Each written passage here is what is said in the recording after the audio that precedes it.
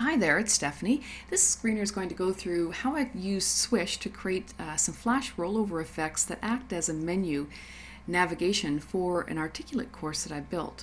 So here's the result of this technique. On the left-hand side are some buttons, and on the right-hand side are some post-it notes, or upper right. The buttons on the left represent each major section of a fictional course here, and the post-its are representative of additional information that may appear on the home screen in this case, but could appear peppered throughout your course, and provides just some additional information for users.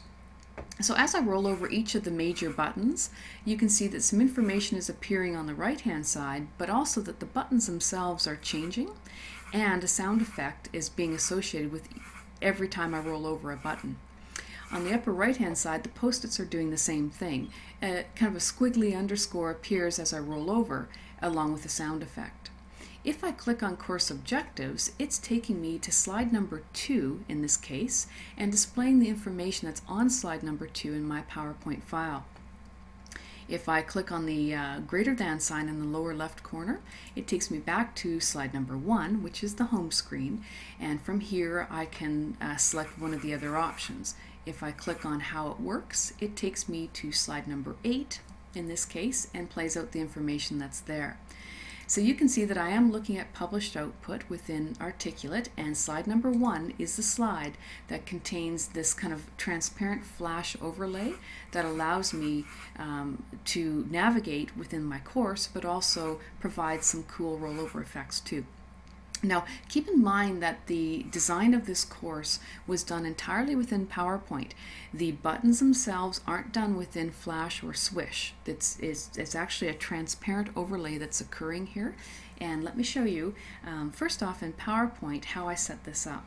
So if we pop over to PowerPoint, you can see that there are a few slides, 8 slides in total. Slide number 1 is the main slide, the home screen.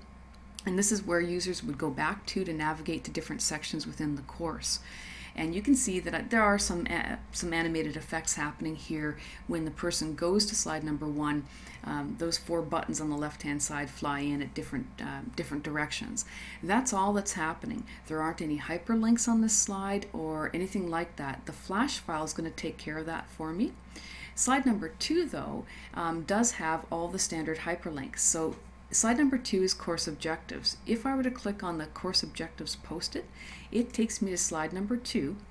And from here, if I do a preview, you can see it does some animated effects. So it kind of pushes those buttons off to the left-hand side.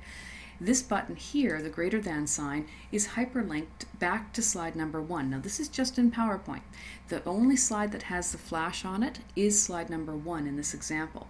So slide number 2, it hyperlinks, this little greater than will take me back to the home screen, which is slide 1. And then if I were to click on any one of these other buttons, I also have these hyperlinked. So from this point, you don't get the rollover effects anymore, but you can still continue to navigate the course. So let's pop back over to the actual output here and show you that. So if I were to pop over to course objectives, it takes me to slide number 2 within PowerPoint. Now at this point, if I were to say, well, what's new and updated, click on this, you see that the mouse is going over, but I'm not getting that rollover effect. Now I could have created a second flash file and put that into slide number 2 and slide number 3 and so on, but that's actually quite a bit of work, and I don't know that it's really that necessary. So I have the cool effects and the sounds and the rollovers on the home screen, and once you launch after, go beyond that, then it's just PowerPoint. So I've got a hyperlink here which is taking me to what's new and what's updated. Interactive process map. If I click on this greater than sign, then I go back to slide number 1, and you can see I've got all these effects. So that's how I set it up in PowerPoint. And the next step that we're going to go through is what it looks like in Swish. How do you actually create that flash effect in Swish? And to do that, I'm going to need another screener here. So I'll stop this screener and call it part 1, and then I'll continue with Swish and call that part 2.